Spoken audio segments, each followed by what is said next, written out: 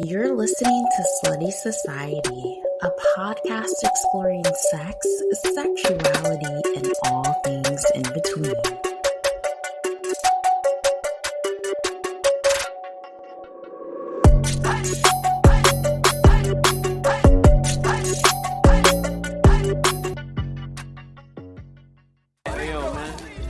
Don't have to be out here like this broadcasting all your fucking porno shit. Hey loves, what's up? I'm your host, Sheila J, and I am here to explore sex, sexuality, and all things in between. Thank you for being here to listen. I hope all is well. I can't believe we are in fucking June. And really, the month is almost over.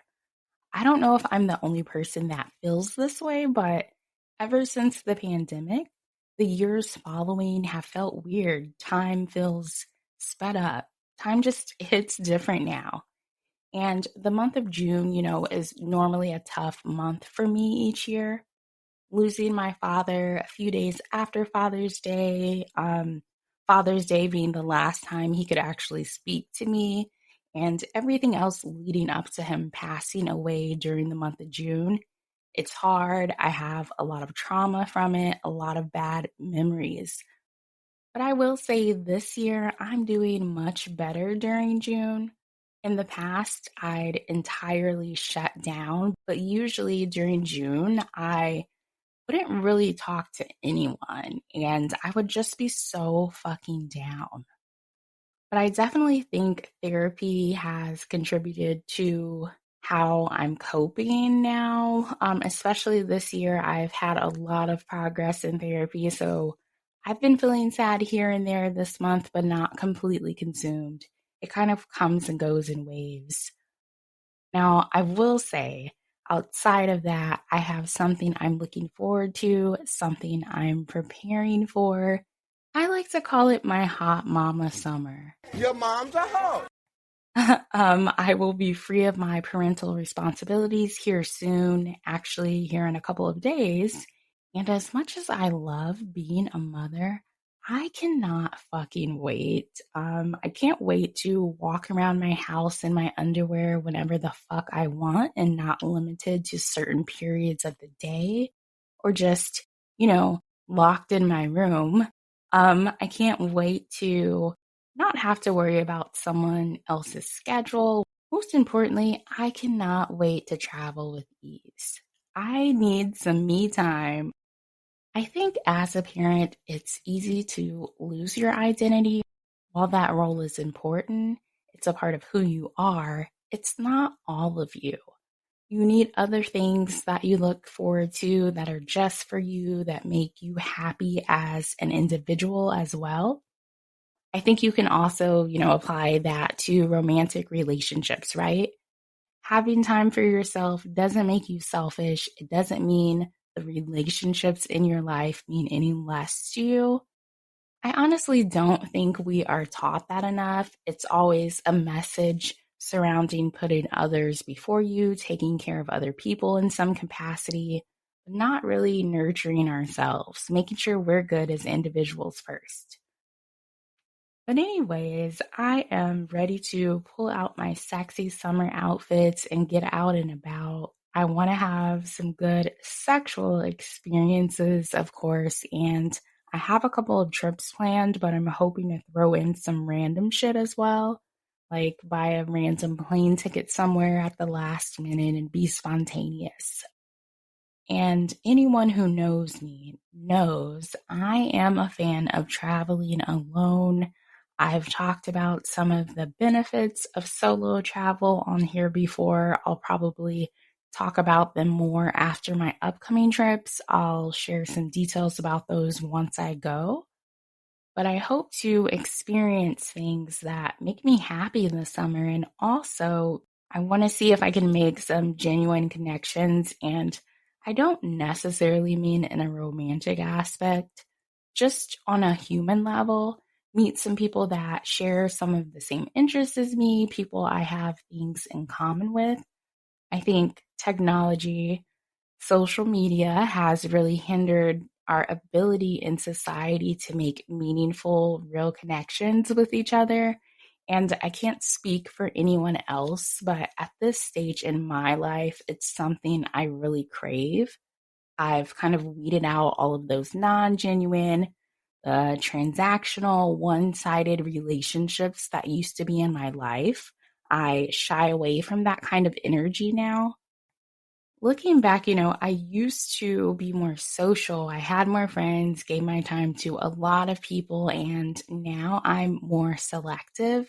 I'm really appreciative of the few individuals that are consistent and authentic with me, that accept me for the person I am. I truly value those people in my life.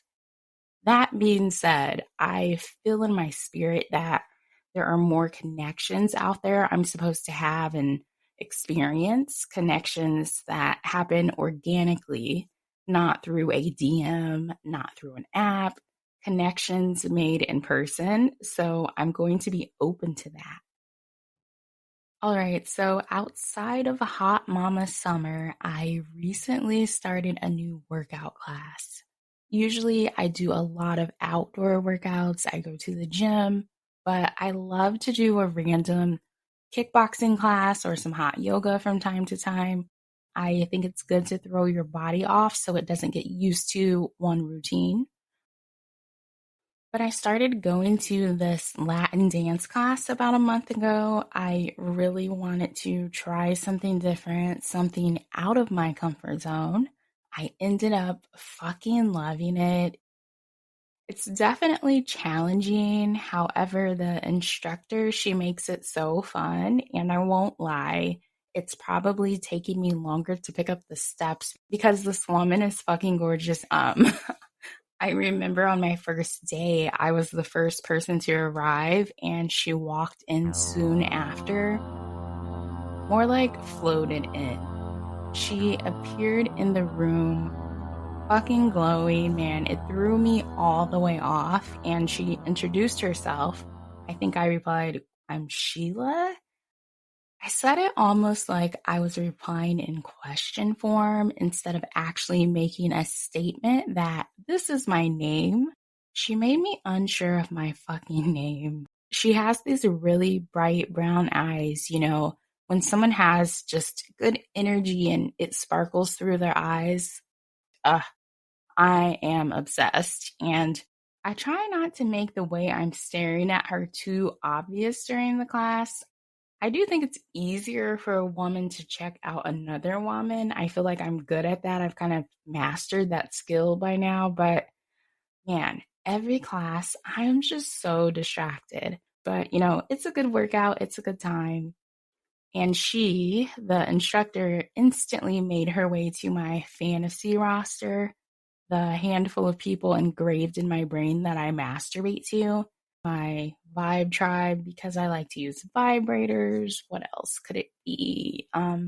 Oh, okay, maybe my rub club, because sometimes I use my fingers. I like to rub one out. And she made her way into my masturbation list, which says a lot because for me specifically, I've actually fucked the other people on my little fantasy roster. It's made up of people I've had the best memorable sexual experiences with. I will say it's funny because sometimes I'll masturbate to one person and maybe on this particular night they're just not doing it for me, and my brain automatically goes to the next person on my list, like I swap them out. Or like I'm at the halfway point of getting off and I switch the person I'm visualizing. As if I'm playing some masturbation video game and choosing the best player to win the round. And to be honest, it might take me switching through a few of the people. Like, this person has some good moves. Or what about him?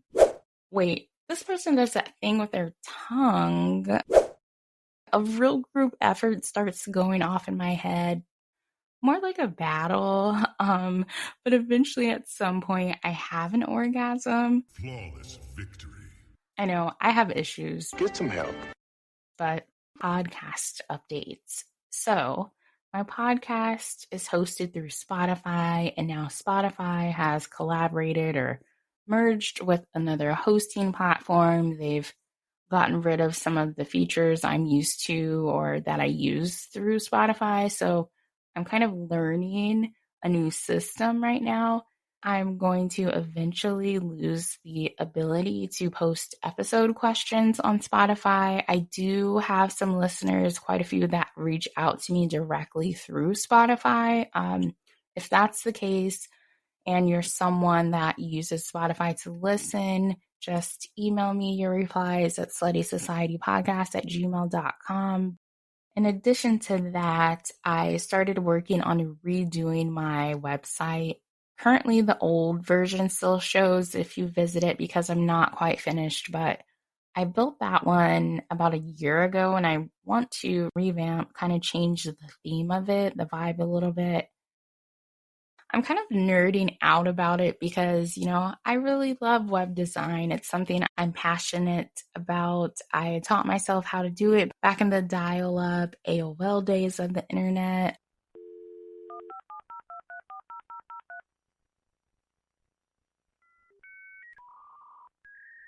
That shit. And it's turned into something I do on the side from time to time for other people. But yeah, those were my two podcast updates. Nothing crazy. All right, let's get into the episode. I have something I'd like to discuss. I'll get into some segments. I have some listener feedback to share, and then I'll wrap things up with a personal sex story of mine and one from a listener. All right, recently I received a phone call from someone I used to date. The call took a sudden left and went down into the depths of hell. It was bad. Actually, more like insane. You fucking crazy, man. You sound insane. Do you realize that? You should be medicated. It took a left into a psych ward. I will tell you, I should have ended the call once it went left. At this point in time, I know better to engage in conversations with people who are not able to have a true discussion, who project their internal shit onto others. I know I have the mental and emotional intelligence to decipher that, to understand when a reaction or an action by someone is based on, the stuff inside of them that they need to work on. But I'm human, I'm not fucking perfect, and I admit I allowed this person to fucking bait me. To be honest, I was initially pissed off after I hung up the phone. Maybe an hour after the call, I realized that call wasn't about me. So I then released the feelings I had towards it. I'm not going to carry the fucking weight of someone else's issues. And I thought about the messaging in this call. I knew I wanted to bring it up on the podcast because of what was said. There were a lot of very misogynistic statements about my sexuality, about my relationship status for my age or being a certain age as a woman. There were things I shared with this person during our time together that they essentially used against me and threw in my face during this call, which is a slap in the face, right? When you're vulnerable with someone and they find a way to use that against you later, in this case, years later, which is fucking crazy. But I really thought about how I wanted to approach sharing the details of this phone call because the last thing I want to do is fall into that trend of men bashing, the women versus men shit, the generalization of all women, generalization of all men. I know I've said this before, but I refuse to make that type of content just because it easily goes viral, just because it gets a lot of likes. It's not fucking productive. It perpetuates a lot of bullshit, and I'm not going to attach myself to that. I'm sure there are other men, some people, women included, that share some of the same views as my ex does. We live in a patriarchy. I'm aware of that. But it doesn't mean I'm required to apply those views, those perspectives to my life. I wanted to talk about this call on here because there's a lack of comprehension in society that just because people feel I should move or a woman should move through life a certain way doesn't mean that is the right way for me or that it works for me or that it works for every individual woman.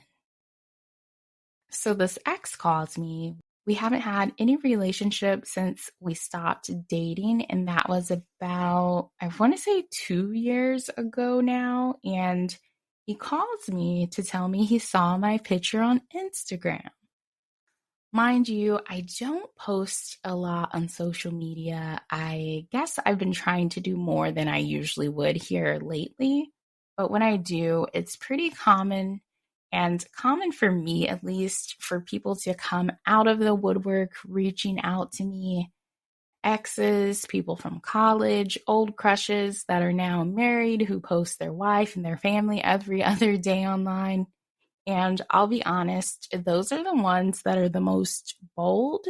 They try it for sure. I'm not really into that. I don't want to be a part of anyone's mess. I don't want the bad karma. But anyways, this guy I used to date calls and tells me he saw my picture on Instagram and it looked so good. He proceeds to tell me that it looks like I got some work done. And I was kind of like, because he asked if I got a boob job, which is completely inappropriate to ask me, by the way. Also, anyone who knows me and who has known me for a very long time knows I've always had big boobs. It's nothing new. These are my tits. I haven't had them done. Glad you like them. So after he says that, he goes on to tell me how he really wants to find someone to marry. He's paid for this dating coach. He's paid $1,500 for this dating coach, which by the end of the call, I was thinking, you need to get your money back. But he asked me if I'm finally at a place where I want to get married. My response was, if it's meant for me to be married and I meet someone where that makes sense, where things align for us, I'm open to it. But I also don't sit around and stress about it. If that is meant for my life, it will happen when it's supposed to. And if it doesn't happen, I am truly okay with that. For me, it's never been a thing, where I didn't necessarily want to get married. It's never been a big thing for me. I was never, one of those little girls that dreams of a fairy tale wedding. And like when I hear women say that, I don't know, I can't relate. It doesn't register in my head. And, and that's just me.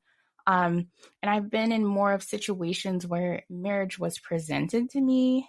And I knew those particular people who presented it with them or being with them, or if I married them, I would have to sacrifice my happiness, sacrifice my peace, or I knew just deep down those people weren't right for me. So a couple of things here. I think in society, there are a lot of people, not everyone, but there are a lot of people who want to get married just to say they are married, who care more about that status of being married and would rather say they are married over being single. Even if it's a bad relationship, a bad marriage where there's someone constantly cheating on someone or something else isn't right within their marriage or within their relationship, they put that value into the status of the marriage. It could be because of family, religion, all kinds of different pressure from society, etc. But these different factors ultimately influence their decision. And that influence takes, precedence over their own individual wants and needs. So he did not like my answer. He did not process my thoughts on basically leaving marriage for me up to the universe. And he blurted out, "So you don't want to get married then?" Which was not what I said at all, which I reiterated to him. And this is the first sign in the conversation that he is unable to have a discussion with someone where their perspective doesn't fit his. I think my response triggered something inside of him. He goes on to tell me that things don't work like that. I can't just sit around and think it's just going to happen for me. That's not how life works. And he was very, I don't know, irritated when he said that. And this part loves, he tells me, you're going to be 40 in a few years. What are you bringing to the dating and the sexual market? I honestly fucking laughed because I knew what he was insinuating, but I asked anyways, what do you mean? He says that I'm getting older and basically my time is running out for true love. I'm 37. I'm not married yet because, clearly a woman, I guess once I hit 40, I should wither away and hide. Poor me, I guess I should crawl in a hole and die. Fuck that. I can't speak for anyone else, but the confidence I have in life now, and I talked about this on my last episode, but I feel like a badass woman now. I'm only getting better the older I get. And if you're one of these people out there that think otherwise or have this negative perspective about women aging, then fuck you, you wouldn't be able to handle who I am as a woman anyways. So the younger me, trash, at least compared to this version of myself. But I let him know I'm not concerned about my age, and he continued to insinuate that I should be. Look, I realize a lot of people get weird or insecure about aging. There are so many stereotypes and stigmas out there in society and in mainstream media about it. And we have been taught to rush to find someone a lot of times before we've even found our true selves. Settle down, build a life together as if that is the only way to live. And if you're not doing that within a certain time frame, if you're examining other paths, or if you're on any other journey, it's questioned. It bothers certain people when you're living outside of what's expected. And particularly if you're a woman, society often wants to keep us in a box to reduce us from our full potential, keep us in a certain place. It's fucked up, but that's the reality we live in. I think at this point, I've witnessed enough life to see that, especially as someone who has not been that, traditional woman. I mean, I was a teen mom. People counted me out, thought I wasn't going to be shit early on. I've surpassed so many stereotypes or assumptions, and it's kind of funny. I've surpassed a lot of those people that thought I wasn't going to be shit. But my existence hasn't ever fit into any kind of box. And from my experience, sometimes that has threatened certain people, that I'm not what they think I should be, and that I continue to evolve. So he goes into all of this stuff about people who are married being more successful in life and in society. I ask him, where is he getting these facts? He can't answer that. He keeps repeating himself. What I don't like about those types of statements is that everyone doesn't measure success the same.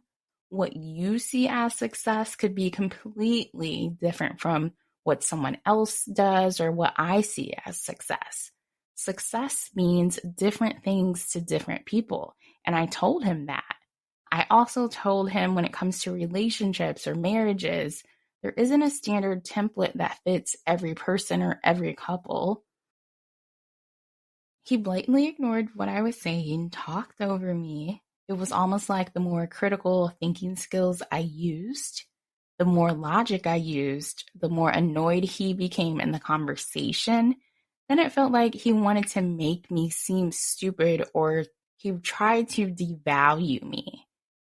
He referred to my perspective as feminist babble, went on to refer to me as a modern woman, stating that that's why modern women have a hard time finding marriage, and asked, what am I doing to find someone? The thing is, I'm not out here searching, looking, waiting, paying a dating coach $1,500 to set me up on dates. I am living my fucking life, doing the shit I love. I'm continuously working on myself. I'm opening myself to new experiences. And again, if it is meant to happen, it will be. The fact that I'm content with simply existing, not worried or bothered by those things, bothers him. Clearly, he is worried about that stuff and wanting to project that onto me. Now, we're at the point of the call where, as I mentioned, he used something I confided in him about when we were dating. He used that against me on this call. He said, "Don't you think you should change? You should change. You once told me that people you were in relationships with always try to change you." So, to give you further context, when we were dating, I talked to him about people wanting to change me, specifically when it comes to the way I dress and my sex drive. I told him about me being in relationships where eventually the person I was with would tell me, cover up, stop wearing fitted clothes or revealing clothes, and they would slut shame me for the way I dressed, even though they knew how I dressed when they first started talking to me. I also shared with him when we dated that I've had relationships, and I think I've talked about this on an episode on here before, but I've had relationships when it comes to me having a higher sex drive. I've been with people who slut shame me for wanting to have more sex than them or wanting to try different shit when it comes to sex. It's pretty wild he would bring that up on this call, considering he reached out to me because of a picture he saw of me on Instagram. The hypocrisy. And on this call, he was doing exactly what the people in some of my past relationships did. He tried to shame me for how I dress. He tried to shame me for my sexuality. He brought up my podcast. According to him, no one is going to want to be with me if I have a sex podcast. If I am outspoken about my sexuality, about being bisexual, and I talk openly about sex. This isn't going to attract a lot of people to me romantically, according to him. It's also ironic because he said all of this shit, but brought up me not wanting to marry him on this call, which is fucking wild based on his behavior during this conversation. Based on the way he just expressed his perception of me on this call, it was bizarre. I mean, loves, I was on the other end of this phone shaking my fucking head. And last, he brings up me not going to church and not being religious. Asked if I think that contributes to why I'm single, why I'm not married yet, which is weird. He already knows about my upbringing in church, why I stopped going, and all of the history on that, which I won't get into now, and I may have touched on it before on the podcast, but I felt like he was just reaching at this point. So I ended the call. We can't use religion for your biases. So I haven't had any contact with him since. I honestly would like to keep it that way. I don't wish anything bad towards him. I'm not going to harbor that kind of energy. He pretty much used any and everything on this call to minimize me as a person. I hope that made him feel better about his life or whatever he's going through. I hope he figures that shit out in order to find some peace. But my ex saw my picture on Instagram, probably was interested to see if I would still talk to him or if we could start talking again. But instead of coming out and saying that, instead of being direct with me, he put his own insecurities onto me when the answers to his questions or my answers to his questions, didn't fit his narrative. Kind of like, and I know a lot of women will be able to relate to this statement when I say it, but kind of like when someone tries to talk to you or specifically tries to holler at you and you decline to engage and they retreat to, well, fuck you then too, bitch, or you weren't cute anyways. Yeah, that actually happens, but I am curious to see if any of my listeners have thoughts about this phone call because, that shit was so fucking crazy. Okay, let's move on. Let's do in the media. We interrupt this broadcast to bring you some breaking news. In the media is where I find an article, news report, or story related to sex and or sexuality. A young woman in Phoenix is speaking out tonight, sharing a horrifying story about what happened with a food delivery driver. Good evening, and thanks so much for joining us for 12 News at 10. I'm Karima Devine. I'm Mark Curtis. After dropping off the woman's food, which is disgusting when you hear what happens from there, the delivery driver comes back and exposes himself at her front door. 12 News journalist Bianca Bono talked to the woman, and Bianca, this is just disgusting. Yeah, guys, it really is. And food delivery services have become such a routine part of so many people's lives. And this is really a nightmare scenario. And the reality is the woman would have never known this happened had the incident not been caught on her neighbor's camera. It just happened to be one night where I was like, I don't want to make food. That's me a lot of nights. I'm fucking tired, so I get it. It was a typical Friday night for Lily Phone. She works in the restaurant industry and got home from work, ordering a late dinner before going to sleep. I had that DoorDash deliver my food. The events of that night captured on her neighbor's Ring doorbell camera. And at first, when the DoorDash delivery driver drops off her food, nothing appears to be out of the ordinary. Then, at 2:11 a.m., Lily grabs her food, glancing down the hallway. He was walking across, but his eyes were like locked sideways to me. And I was like, that's weird. The DoorDash driver still there. Her stomach turned. And so I locked both locks of my door. Then she went to sleep, never expecting the news she would get the next morning. I got a message from my neighbor across the hall that has the Ring camera. And he told me, like, hey, this is what happened. At 2:16 a.m., the DoorDash worker was back, masturbating at her front door. You know, when I found this news story, the first thing I thought about, because I'm someone who orders DoorDash probably a couple of times a week, I thought, hold the sauce. I don't want to order anything with sauce, with dressing, with liquid. Hold the fucking sauce on all of my future orders, please. Just disgusted, violated, just uncomfortable.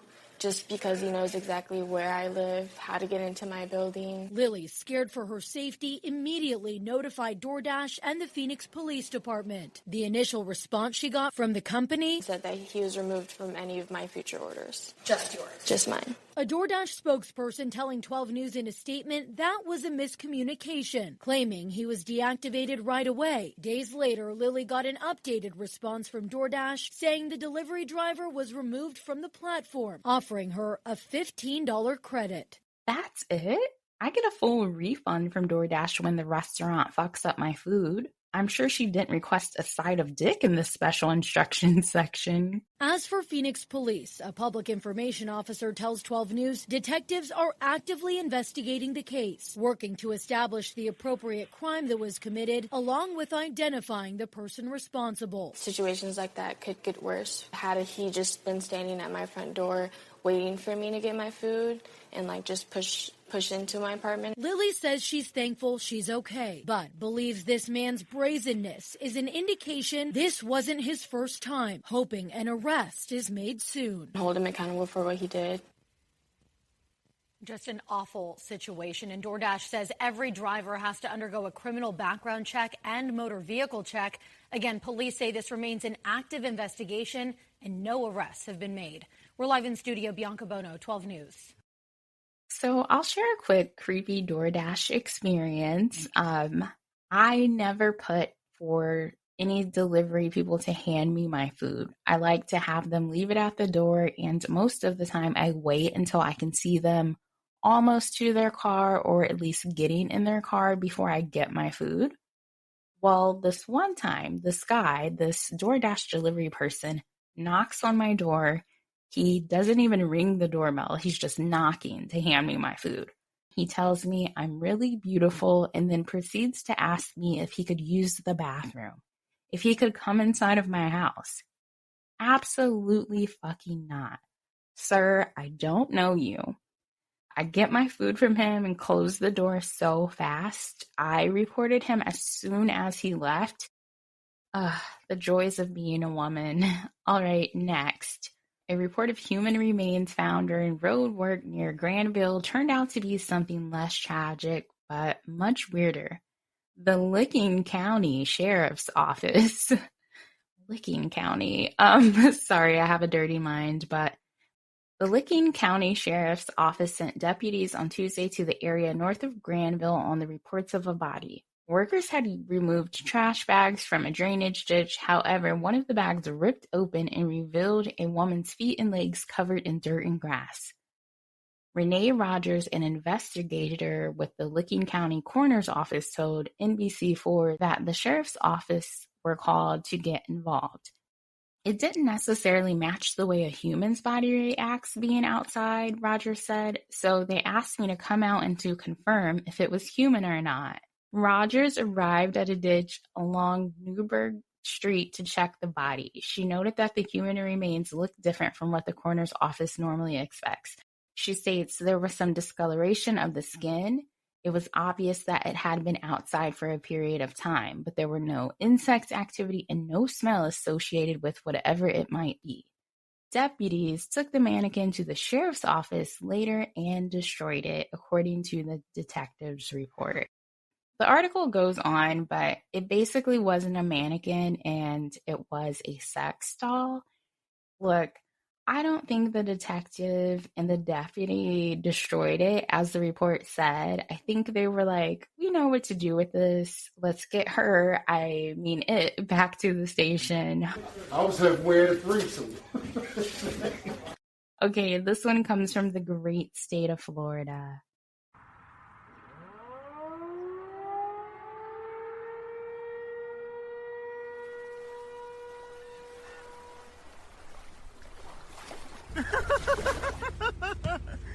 Oh, man, that's Florida right there. Yeah, dang right. Cover deputies arrested 5 people in just 48 hours for public masturbation at a Collier County park. The men are accused of exposing themselves at the Serenity Walk Park off Collier Boulevard. This park is a mile loop in a nature preserve. NBC2's Ryan Arbogast is there live with this indecent act underway at a public park. Kelly, this park closes at dusk, but even with the sun out, you can tell you can't really see more than just a few feet along this Collier County Nature Preserve. Those we talk to say that you need to stay vigilant. Keep your eyes open, your headphones out of your ears, and your phone in your hand, so you can call 911 at the first sign of any trouble. Whoa, like this reporter, he's very dramatic, I must say. Meet the men the Collier County Sheriff's Office says have turned Serenity Walk Park along 951 in Collier County into a nature trail that's anything but serene. I kind of looked at that and felt shock. I felt sad. I felt scared for our community. Eileen Wesley runs the Sexual Assault Advocacy Center, Project Help Naples. She was shocked to read each man's arrest report alongside NBC2, detailing the accusations of indecent exposure and public masturbation along the popular hiking trail just a stone's throw away from Lely Resort. I can imagine the trauma that it lingers. It doesn't just say, oh, okay, he did that. He exposed himself. Now I'll just go home and have a cup of coffee. There's a process you need to go through. Wesley believes that the makeup of this area, a mile-long, secluded dirt path that circles a nature preserve, is the reason these men have decided it would be their home base. Well, their mind might work where a park is safe because it's surrounded by trees. Maybe nobody will see them, less traffic. They might not have been looking for a victim, but unfortunately they did find one. In each case, the crime was the same, but the way it was committed wasn't. One of the men waited for victims to walk by. Others approached hikers and attempted to touch them. And some even stumbled upon an undercover deputy. I'm someone who hikes a good 4 to 5 days a week. I carry a knife with me just in case there are any unwanted humans or animal encounters. Like, I don't play when I go on hikes. I can imagine the trauma.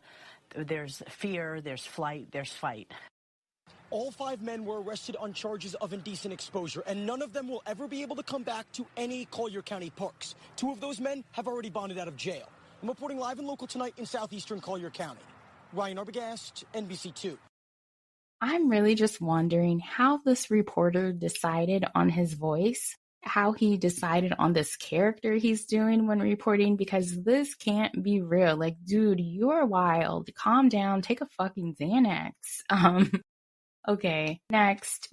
Belgian sex workers to get health insurance, pensions, and maternity leave in world's first. Belgium has become the first country in the world to approve of labor law on employment contracts for sex workers. Under the law, if a prostitute refuses a client more than 10 times over 6 months, a pimp can trigger an intervention by a government mediator but cannot sack the employee. It also entitles the sex worker to health insurance, pensions, unemployment and family benefits, holidays, and maternity leave. With this model, Belgium is really demonstrating that it aims to protect sex workers regardless of any moral judgments about the profession people may have. We hope that this can lead to a reversal of the recent trend of criminalizing clients in Europe. We hope that other countries will copy this text as they did on topics such as same-sex marriage, abortion, and transgender rights. I think some of the important things to note about this article is that in 2022, Belgium became the first European country to decriminalize self-employed sex work. And this new labor law that just happened, it makes it legal to give employment contracts to sex workers. These include the right to refuse a client or a sexual act, as well as the right to interrupt a sexual act at any time without fear of dismissal or punishment. Sex workers are also entitled to carry out a sexual act how they wish and to refuse to sit behind Amsterdam-style windows, which are also used in Belgium to advertise if their safety is at risk. Invoking any of the rights more than 10 times in a half year can lead to the government mediation service being called by the worker or employer. Sex workers can also end their contract at any time with no notice period and do not lose their right for unemployment benefits when terminating their employment. Registered pimp offices, a term I never thought I'd see in my lifetime, but pimps must have registered offices in Belgium and apply for approval before they can offer contracts. I'm just imagining all of the pimps sitting around waiting for their paperwork to be approved. You know it's hard out here for a pimp when he tryna get this money for the real. Approval will be withheld if they have convictions for crimes including sexual assault, murder, extortion, abuse of sex workers, or voyeurism. They must provide the sex worker with an alarm button, which must be in the room where the sexual services are provided. The employer must also ensure sex workers have access to someone in charge of ensuring their security, and the unions and support organizations have access to the brothels at all times. All right, speaking of pro-sex work, Amber Rose has been in the news since I last spoke with you. And I'm not saying that to call her or refer to her as a sex worker. I want to be clear, I didn't mean it like that. I know it came out sounding like that. But she used to consider herself sort of an advocate, so to speak, for women's rights, for women's sexuality. She used to have her slut walk in Los Angeles.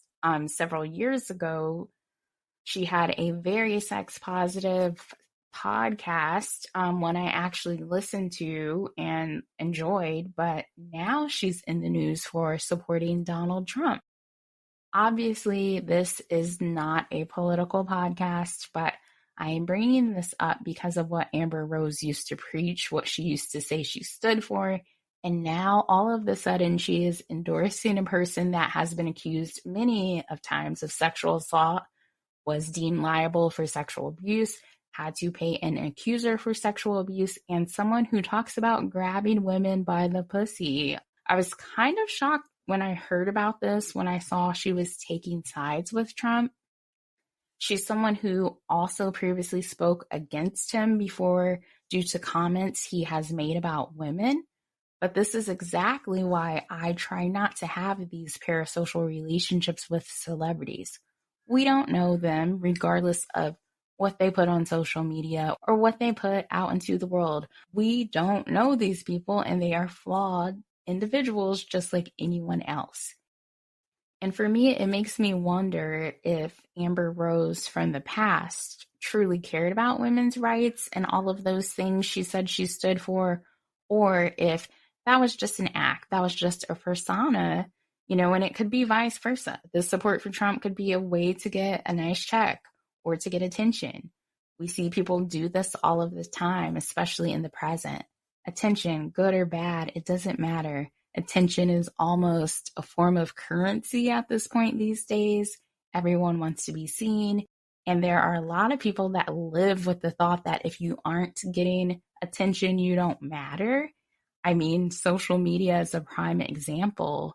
But yeah, I found this news kind of interesting. Okay, next. I won't read the entire article. I just want to let you know, loves, the fish are fucking again. This time it's in California. The last time I talked about the fish fucking, it was in Florida. Oh, man, that's Florida right there. Yeah, dang right. Fish orgies are taking over California beaches during full moons. I guess this is an annual orgy. That's what this article says. And there are people that go to this annual fish orgy to watch it, to take pictures. I don't know about you, but I don't have any plans to watch any fish orgies anytime soon. All right, last one, and I chose it because it's Pride Month here in the United States, so happy Pride, by the way. This article is about the comedian Marlon Wayans supporting his transgender child. The comedian, 51, recently shared a series of messages on Instagram in support of his transgender son, Kai, 24, to celebrate Pride Month. Wayans participated in an LGBTQ plus photo shoot featuring him posing shirtless while wearing silver pants and surrounded by rainbow props, as well as wearing a gray sweater adorned with various pride buttons with messages such as love wins, 100% pride, love is love. He wrote, "Happy Pride to all my LGBTQ plus people. P.S. I'm straight. Well, according to my child, cisgender male, I just love and support my peoples. As a father of a child in the LGBTQ plus community, I show my support. Zero fucks what people think." So I absolutely love this, and I love this for a couple of reasons.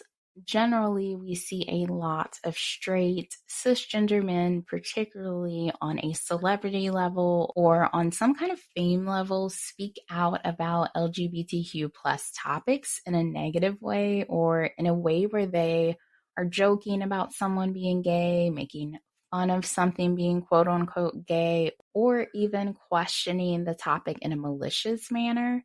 I don't think we see enough straight cisgender men speaking out, showing support or showing positivity when it comes to the LGBTQ plus community. I know a lot of that has to do with the fear of being associated with the gay community because of misconceptions that are in society, because of stigmas. So I appreciate the confidence it takes to not give a fuck about those things, because a lot of people care more or care too much about how they will be perceived. And really the main thing I love about this is the support for his child. He's talked about before how he didn't handle it very well at first, so it's nice to see how far he's come with it. And ultimately, he wants his kid to be happy. Like, fuck everything else, fuck everyone else. And I'm a person that I want all people to live their life in whatever way is the best for them, to live their life being themselves, whatever that looks like. All right, that's it for In the Media. It's time for me to provide you with some random sex-related facts because, well, I'm a fucking nerd. This is the more shit you know.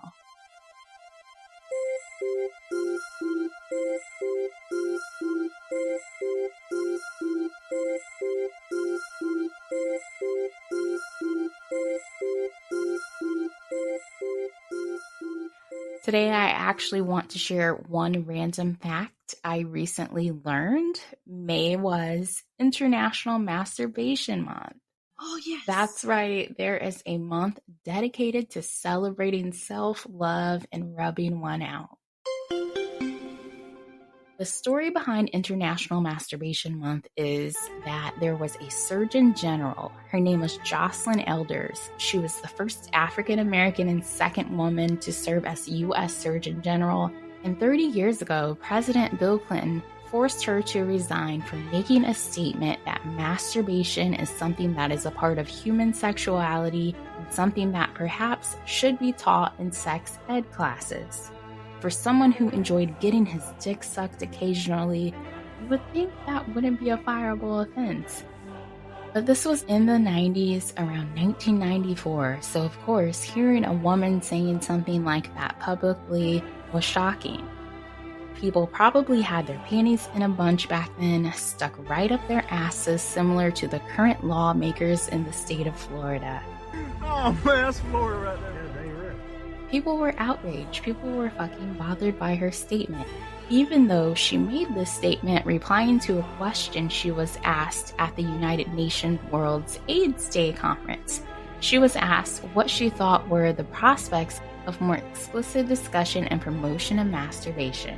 So she was simply and professionally answering the question from an educated perspective, which caused her to be forced to resign from her position. Thankfully, there were a group of activists at a sex retailer in the Bay Area of California called Good Vibrations who wanted to show support for what happened to Jocelyn Elders. This team of about 40 people decided that May should be, and from then on would be, known and celebrated as International Masturbation Month. And it has been ever since 1995. Since May is obviously over, you all have an entire year plus to get ready for International Masturbation Month 2025.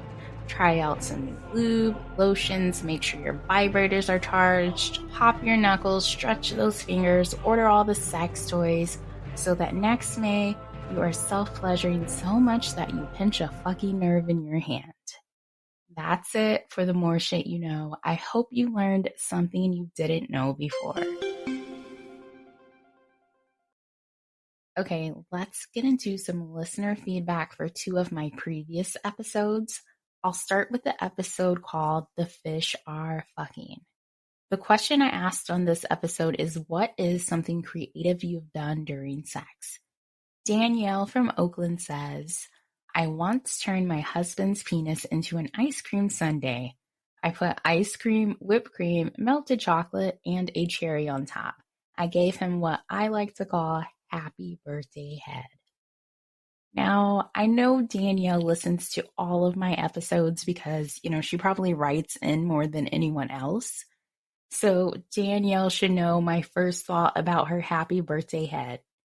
Sounds messy as fuck. You know how I feel about food in the bedroom, but I'm still going to give you creativity points, specifically for the name you've given it.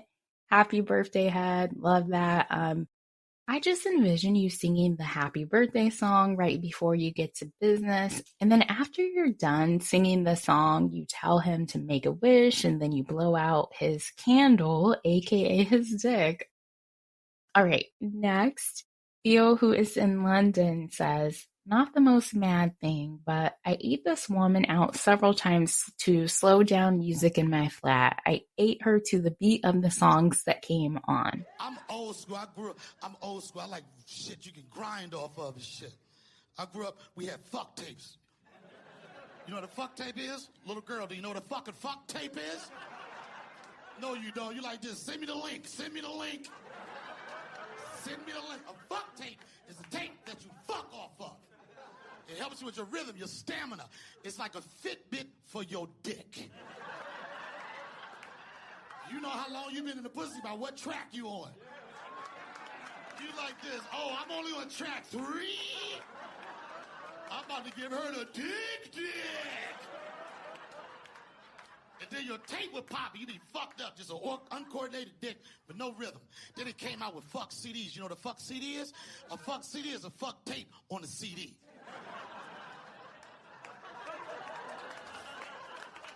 And it was the shit as long as you ain't had no scratch in your CD. You have a scratch in your CD, that shit will always skip at the wrong time. You right in the groove, you like, girl, You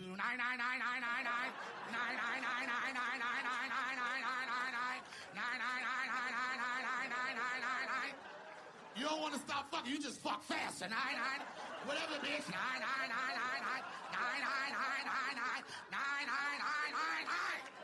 Okay, I like to have sex to music, and I will say not the typical freaky playlist, but have you ever had sex to a dark song? And not dark in what they're saying, not dark in the lyrics, but dark like the actual music sounds like something a vampire would listen to. The best example would be music from an artist like Sevdaliza. Look her up if you don't know who that is. She's dope. She's an Iranian Dutch artist, but I like having sex to some of her music because it has a dark undertone and it's kind of sensual in a way. I really enjoy it. I'm really into it. All right, next. I've eaten a woman out with ice on my tongue, and afterwards I poured hot wax on her pussy. I feel like I might be kind of into that, Sam. And I also just realized all three of these replies are related to giving head. I love that my listeners are mouthy and munchy. Yes. Okay, other feedback for the fish are fucking. Marcus wants to know, how do you decide your episode titles? When I saw the notification, when you added this one, I let out a loud chuckle at work. You're hilarious. Keep being you. Thanks, Marcus. I appreciate it. I don't name my episodes until after they are completed. I do a lot to plan my episodes to the point where I create what I like to call an episode template, which is basically an outline of what I want to talk about, the news articles, and anything, I'm going to use for my segments. And after the episode is recorded, I also add my transcript from the audio into my template, just so I can have and refer back to it if I need to call back to an old episode on a future episode. That way I don't have to go back and listen again. But I look at the template and I see what words pop out to me and kind of just pick whatever seems funny or sometimes just absolutely ridiculous. I also want to have a good balance and a mixture of silly because that's part of my personality. I think to make my podcast genuine, true to who I am as a person, I have to incorporate some foolishness. I'll share with you for my last episode, Ride It My Pony, I almost named it Dildo Scavenger Hunt, based on the news story I shared about someone sticking random sex toys all over that town. But yeah, that's how I come up with the names. Okay, Keith wrote in to say, first time writing you, came across your podcast on Apple Podcasts, and I'm hooked. You're funny, and I appreciate that you are thoughtful when speaking about different topics. Although you joke a lot, when it's time to get serious, you give examples for your points. You don't blurt out nonsense like a lot of creators who are only following trends. Thank you, Keith. I was talking to a good friend of mine recently about how I don't want to be one of those people. I know I could probably triple my following if I wasn't as thoughtful in my responses or if I just said whatever it took to get attention. I also, want my listeners to reflect who I am. I'd rather have a following of people who have a similar perspective as me or who truly fuck with me than a mass following of people that just are following me for the wrong reasons. Okay, next, Peaches with a Z says, it sent me almost straight to hell. Oh no. But she says, it sent me almost straight to hell when you said from checking out books to checking out pussy. So I said that in the news story about the people having sex in the library in California. But Peaches said she was dead. Man, I don't know why some of this shit pops into my head when I'm doing this podcast. I am like that in real life too, at least with the people I'm more comfortable with. I'm definitely goofy as fuck. Can't help it. Okay, feedback for the last episode, Ride It My Pony. So I asked the question, what kind of sex toy or item do you suggest I try and why? Danielle from Oakland asked if I ever tried the Rose vibrator. I have. It was all right. If I had to rate it out of 10, I personally would give it a 7. It gets the job done, but I don't like how the suction feels. And again, that's just me. Everyone is different. Different things are going to feel good to different people. All right, someone else suggested, and I know this person in real life, or I guess in the past, it's not, someone I fucked with or anything, just someone I know through someone else, but he wrote directly to my question on Spotify, and I'm not sure if he wanted to be anonymous or if he wanted me to say his name, so I will just keep it anonymous, but he suggested I try a machine. And not really clear on what exactly he means, but I'll assume a thrusting machine is what he's suggesting. I don't know if a thrusting machine would do a lot for my vagina. When I masturbate, I'm not big on inserting toys. I like more of an outside area stimulation or maybe like some fingers inside while the outside area is being stimulated. Because when it comes to penetration, I just need to be with a real person. My inner vagina is very particular, and I just need a real dick hitting the right side of my inner walls to get the job done. Zyler69 says, a spreader bar. Also, keep up the good content, love. It's a good listen while I'm at work. I don't know how some of you listen to me while you're at work. I feel like some of the stuff that comes out of my mouth might be distracting. I don't want you accidentally playing my shit out loud and then you end up in HR. But to Zyler, I did get a spreader bar. It was a great suggestion since I'm getting into bondage this year. If you don't know what a spreader bar is, basically hold your legs apart or hold your wrists apart. But it was worth buying. I ordered mine online from Pink Cherry. It's adjustable, it's expandable, and I think Engineer Bay had a lot of fun, probably way too much fun using it on me. I think I'm actually going to try a restraint set next. When I do, I'll report back on how that goes. But again, thank you for suggesting that. It was a really good one. All right, other feedback. Danielle from Oakland writes in again, man, my all-star listener. But she says, I would have loved to have seen you go through your sex toy collection. When you talked about it, it made me think of the scene from The Little Mermaid where she's admiring all of her treasure she's found at the bottom of the sea. Yo, The Little Mermaid was a fucking hoarder. But I feel you. I did have a lot of stuff. I was pulling out items from nowhere like Mary fucking Poppins. Okay, next, Ruve, and I hope I'm pronouncing that correctly, but Ruve, spelled R-U-V-E, says, your rap intro for the sex term segment, dead emoji, laughing emoji. My favorite line was noun, adjective, or verb. The creativity, exclamation mark, exclamation mark, exclamation mark. I'll share that I actually recorded that twice. The first time I played the intro for my daughter and she said it sounded dry. So I redid it and I was like, I'm not doing this shit again. It's meant to be funny because obviously I don't consider myself any type of rapper. All right, Beatrice says, I am waiting for you to give a shout out to my country. I'm listening from Portugal. This is becoming a favorite podcast for me. I know you say you're busy. Wish you had more time to make more episodes. Beatrice, I saw Portugal come up on my analytics a few months ago, and I meant to do a shout out and I forgot. So I'm so sorry. And I appreciate you and whoever else is listening in Portugal. Thank you. This summer being free of parental responsibility should give me some more time to work on the podcast. But thank you for writing. Thank you again for listening. Miss Rochelle wants to know, what are my thoughts on the Diddy situation? Did I watch the video of him beating up Cassie? So I will say I had a few people write in asking me about this.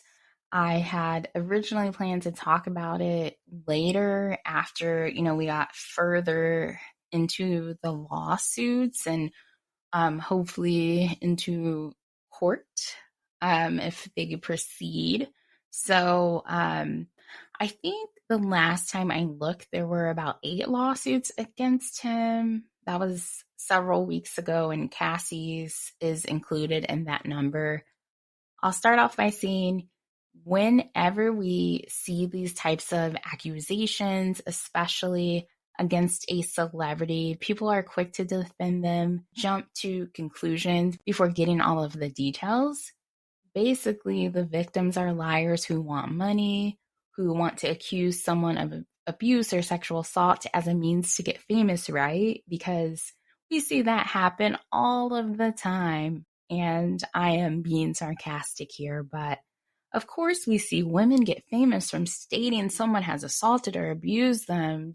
There are people that really think that way, though, that victims make these type of accusations for fame, which is fucking ridiculous. And it was almost maddening to me to see the people who took up for Diddy prior to the video coming out of him beating Cassie, of him yanking her like a fucking rag doll. It was maddening to see people apologize or to switch up their original stance on the situation after the footage was leaked. I'll tell you, loves, like, I did not need to see that video to believe her, but a lot of people did, because in society, we don't believe victims. We don't want to, admit there are a lot of mentally unwell and a lot of just evil people in the world who are everyday people, who are partners, who are singers, who are athletes, teachers, church members, who are everywhere. For some reason, the majority of society can't force themselves to admit that shit like this happens all of the time, way too often, more than it should, and that anyone can be an abuser. People you may assume are, or people you may assume aren't. For some reason, the mass of society chooses to believe that there are these kind of standard general templates when it comes to what an abuser and what a victim look like. People that are physically abusive, people that, commit rape, that commit sexual assault, they're really good at hiding that part of themselves. They're really good at coming off as a completely different person. When it comes to victims, there are people that need to see, actual footage, like in Cassie's case, of someone being beat the shit out of, which in most cases isn't going to happen. There's not always going to be video proof. Of course, there's that age-old question and comment, why would someone stay with someone who's abusive? Or the comment of, it wouldn't be me, couldn't be me. But let's not think about the fact that someone is fearing for their life when they're dealing with a crazy person. And a crazy person gets crazier when you try to leave. It's not a black and white situation. People, for whatever reason, want to process domestic violence as a clear-cut black and white situation. I'm someone who watches a lot of investigation discovery. I watch it on a regular basis, and it's an entire channel with hundreds and hundreds and fucking hundreds of series about murder, about sexual assault, many episodes, many shows dedicated to women victims, because there are a ton, and not to say, none of this stuff happens to men. I'm not saying that. But if you look up the statistics for women being abused, women being murdered, women being sexually assaulted, it is very high. And they have an entire channel dedicated to true fucking stories, but it's still so hard for people to believe these victims. There's not a standard victim. If you aren't someone who was attacked by a madman that jumped out of a fucking alley or that jumped from behind a trash can, then bitch, you're probably lying. That's how society treats victims. And don't let alcohol or drugs be involved. Don't let your story have you making a mistake that is easy to make, where you go somewhere that maybe you shouldn't have went, where the situation escalated. People in our society will rip that victim apart because and I say we as a general statement for society, but we love to find a reason to blame victims. We love to point out a choice they made or something about them that says they deserve that shit, that this is their fault. Let me just say, when it comes to that video of Diddy beating up Cassie, there could have been nothing that she had done to deserve what I saw in that video. And I'll add that for some reason, there are a lot of people, there are some men that love having these fucking conversations about good excuses or the right scenario for hitting a woman. Why even entertain those conversations? What fucked up internal shit is going on with you to make you think about that? To make you want to come up with scenarios for why it's okay to physically harm a woman? Like, what inner hate do you have to justify that? As far as Diddy is concerned, I'm sure there will be more to come out as more details unravel and more comes from these lawsuits. Most likely there will be more lawsuits. I don't trust anything he says. And, he lied and his credibility was shot when that video came out. For me, I feel like fuck his apology, fuck him saying he was going through a dark time. Based on all the shit that has come out, you've been going through a dark fucking time for most of your life. There's no excuse. Okay, I know I got a little passionate there. Before I wrap this up with some sex stories, I just want to say that I am fucking delighted that Game of Thrones House of Dragon is back. I'm here for all the mess. I'm here for the dragons, the medieval sex, and medieval munching that was going on season 2, episode 1. Won't spoil it too much for anyone, but that scene popped up. I wasn't ready for it. All right, it's time to wrap this shit up, but first, I want to tell you some stories.